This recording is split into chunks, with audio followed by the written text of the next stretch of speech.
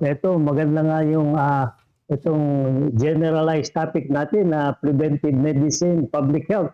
Alam nyo, tumataas, miski na sa buong mundo, ang pinag-uusapan sa lahat ng bansa ngayon, ang very high cost ng yung paggagamot ngayon, yung mga gamot, yung medicine, yung magpakonsulta, hospitalization, lahat yan tumataas eh. So ako gusto ko i-advise sa mga nakikinig, umpisahan na natin ng preventive para hindi tayo dumating sa malalaking gastos sa healthcare. And nanggaling na din po sa inyo, Doc Glenn, no, na parang kumbaga generalize or talagang abroad, ito pong topic po natin. Pero sa mas madaling salita, Doc Glenn, ano po ba yung mga dapat pong tandaan ng ating mga kabombo dyan with regards with the public health, Doc Glenn?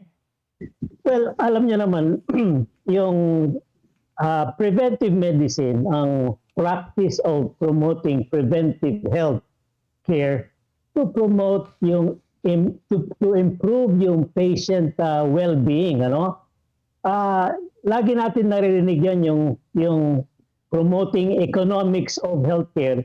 Yan yung saying na an ounce of prevention is better than a pound of cure. Ganon. Okay? Yung practically speaking, yung sa pag-iingat natin ng araw-araw, yung bantay sa kalusugan, pwede na natin iwasan yung mga sakit na ang cost in the future ay napakamahal. Baka hindi pa natin kayang bayaran yun. Okay?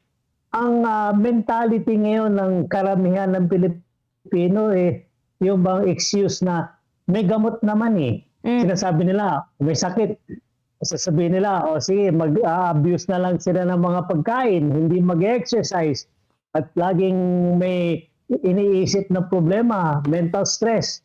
Tapos sasabihin naman nila dahil yung sa kulang disiplina, may gamot naman eh. Yun ang sinasabi ng Pilipino. So umpisahan na lang natin today at for the rest of the year hanggang next year, etong preventive medicine na lang tayo para next year wala na tayong gasto sa healthcare. Yes po, kumbaga hindi na rin po talaga kasi maiwasan sa ugaling Pilipino na nakadepende po tayo sa mga binibili po ng mga gamot, Doc Glenn. Pero ano po ba yung difference between preventive medicine dito po sa mga regular na medical na paggagamot po, Doc Glenn? Well, alam niya itong public health, preventive medicine. Alam niyo, nung nag-aaral pa ako ng medisina, nandun ako sa medical school, yung public health na subject, tinutulugan namin yan eh. Para bang napaka-boring eh. Yun. Sa public naman, sa mga tao, hindi nila masyadong pinapansin ng healthcare eh. Kasi yan nga, sinabi ko kanina, yung hindi masyadong binabantayan ng health dahil may gamot naman, okay? Pero sa akin, meron akong na-develop din na yung goals na dapat isipin ng tao. The goal ng preventive medicine is to ultimately prevent yung 3 Ds eh. Yung letter D in life. Yung D na yan na sinasabi ko, una is disease. Try to prevent disease.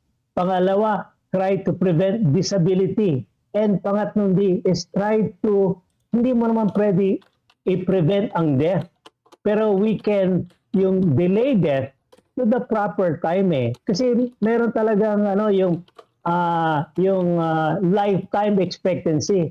Dapat talagang isang tao umabot ng at least 70 to 80 years of age eh.